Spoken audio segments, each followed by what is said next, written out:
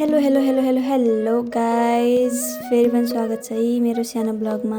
धेरै दिनपछि आज चाहिँ म स्कुल जाँदै थिएँ होइन। त्यसपछि चाहिँ मैले सो टोकरीमा आँप बुकसुक राखेर जाँदै थिएँ, किनभने यो आँप चाहिँ मेरो साथी प्रतिभाको लागि उसको घरमा आँप थिएन, हामीलाई कसले पो दिएको थियो। सो हामीहरू आँप त्यसको लागि लगेर हाम्रोतिर त अब रोपाइ सुरु भइसक्यो गाइज। तपाईँहरूकोतिर के भएको छ यसो कमेन्ट हान्नु होला।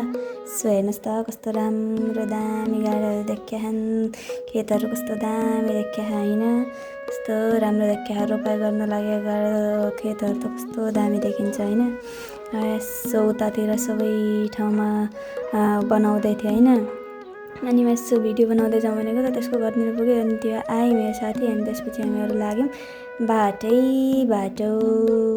अनि त्यसपछि चाहिँ हामीहरू सरासर लाग्यौँ सो भिडियो बनाइहालौँ भनेर बनाइहाल्यौँ। अनि त्यसपछि चाहिँ त्यो मेरो भिडियो बनाउँदै हिँडिरहेको थिएँ त्यो बाटोमा। अनि यो चाहिँ पछि सेयर गरेको त्यसले मलाई। अनि त्यसपछि चाहिँ मैले भने ठिक छ बनाइदेन के छ र भनेको होइन। त्यसपछि बनाइदिएँ त्यसले। अनि त्यो बनाउँदै हिँडिरहेको थियौँ हामीहरू होइन।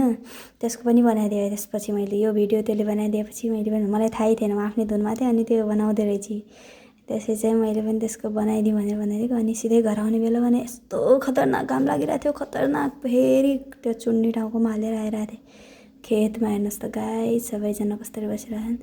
लास्टमा आगोमा आज आलु बोइल गर्दै थिएँ म त। यस्तो गर्मी हुँदै थियो, यस्तो गर्मी हुँदै थियो। Okay bye, see you tomorrow, thank you.